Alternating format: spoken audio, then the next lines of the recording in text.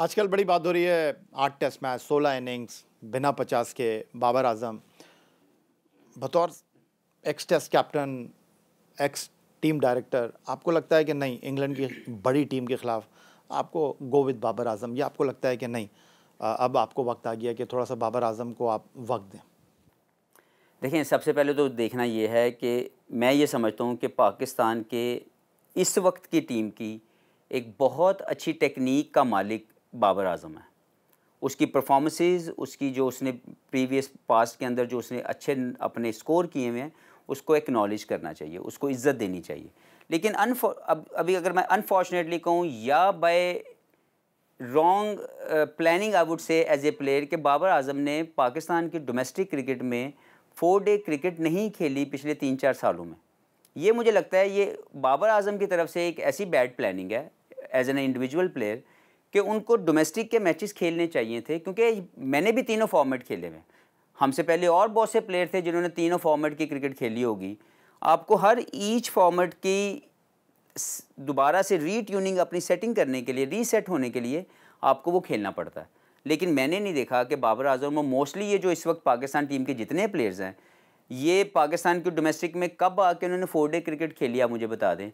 तो ये वो मसला है कि एकदम से T20 क्रिकेट से खेल के जब आपको लगता है कि by your skills you will adjust into the different condition, different format of the game, it's really tough. तो मुझे लगता है बाबर आजम के लिए फर्स्ट क्लास क्रिकेट में जाके परफॉर्म करना बाबर आजम के लंबे फ्यूचर के लिए ज़्यादा बेहतर होता। तो आपको लगता है ये सोचना नहीं, देखिए गलत सही को मैं बिल्कुल नहीं कह रहा। मैं कहना ये चाह रहा हूँ कि बाबर आजम खुद अगर ये फैसला करते कि मुझे डोमेस्टिक खेल के अपनी फॉर्म रीगेन करनी है इन 4 डे क्रिकेट, जब वो 4 डे क्रिकेट में कुछ 200 करेंगे, 300 करेंगे, तो ऑटोमेटिकली उनकी वो जो मसल मेमोरी है वो रीगेन होती है।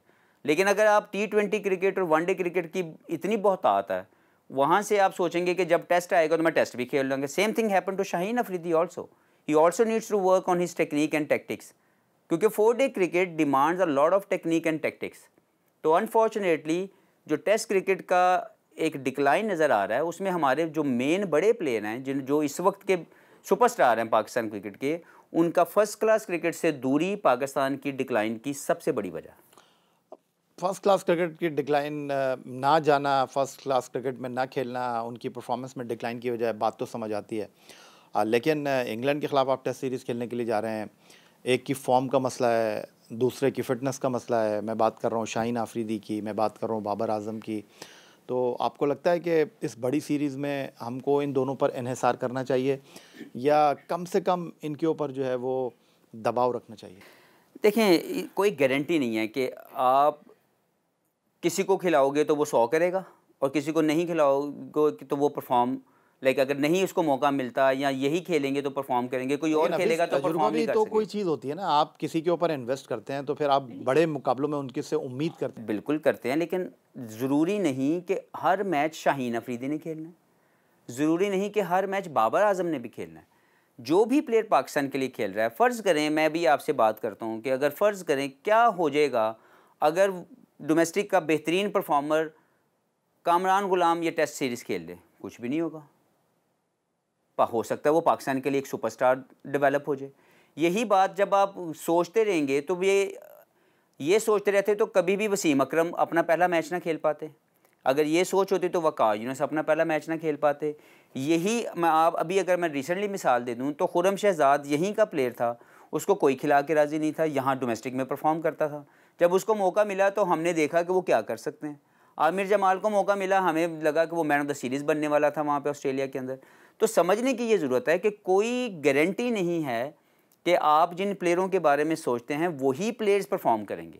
तो फ़ैसला ये लेना है, जैसे अभी रिसेंटली मुझे पता लगा कि आखिरी टेस्ट मैच के अंदर हमारे 2 फास्ट बॉलर नसीम और शाहीन दोनों को वर्कलोड की वजह से आखिरी मौके के ऊपर फ़ैसला किया गया कि वो नहीं खेल रहे। मुझे ये लगता है कि वर्कलोड ज़रूर मैनेजमेंट होनी चाहिए। वही प्लेयर अगले 2 दिन के बाद जाके चैंपियंस कप के सारे मैच खेल रहे थे, तो वो वर्कलोड का तो इसका मतलब मसला ही नहीं था, वो मसला आपने उनको ड्रॉप किया था। तो वो जो बात आपने करनी है वो ओपनली करनी चाहिए ताकि प्लेयर भी उसको रिसीव करे विद ओपन हैंड्स। और अगर कोई चैलेंज करे आपको, इंटरनेशनल क्रिकेट में हमेशा कोच या जो मैनेजमेंट होती है वो आपको चैलेंज करती है, और आप उस चैलेंज का जवाब अपनी बेहतरीन परफॉर्मेंस से देते हैं।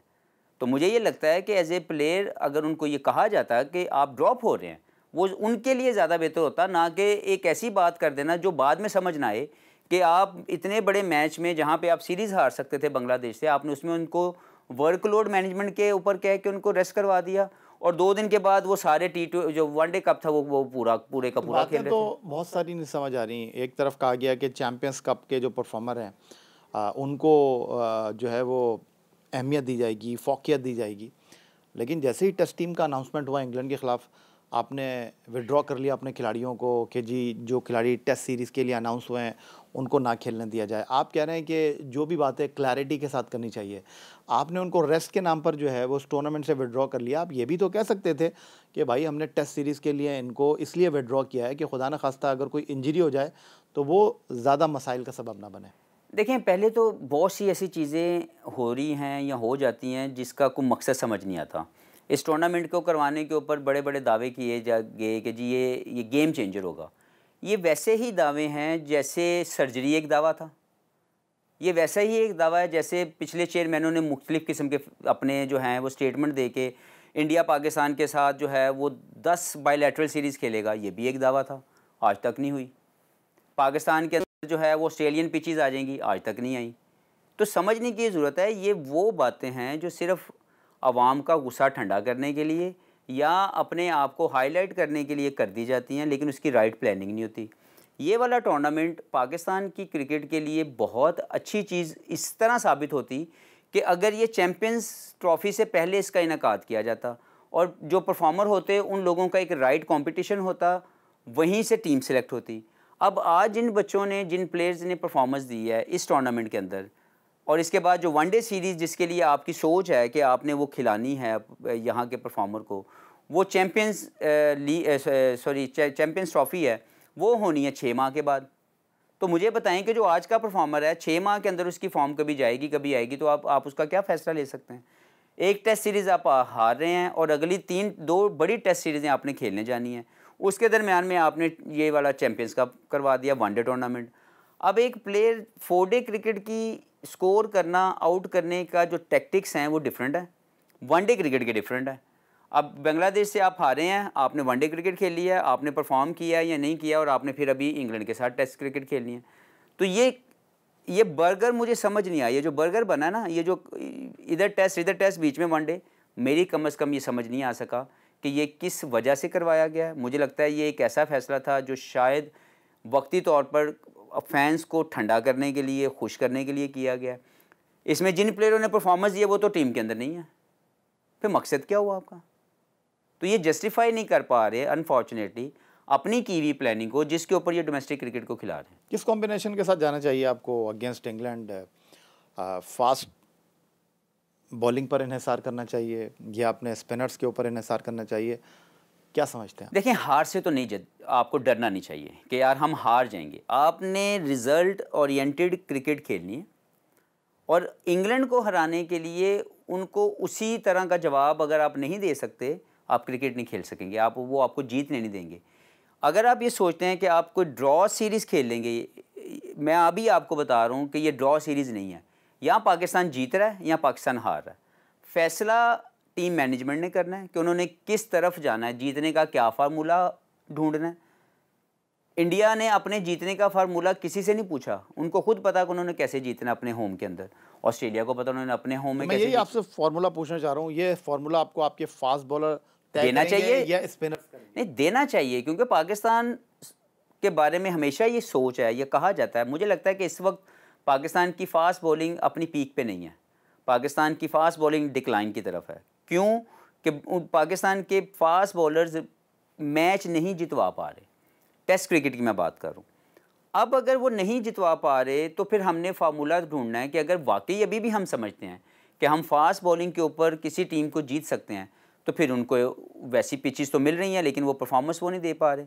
अभी बांग्लादेश के खिलाफ जो दोनों पिचेस बनी हैं वो बहुत ज़्यादा सपोर्टिव थी टुवर्ड्स फास्ट बॉलिंग, लेकिन अनफॉर्चुनेटली अगर आप उसके रिज़ल्ट पे जाएं तो पाकिस्तान बॉलिंग उनके आगे फीकी लगी।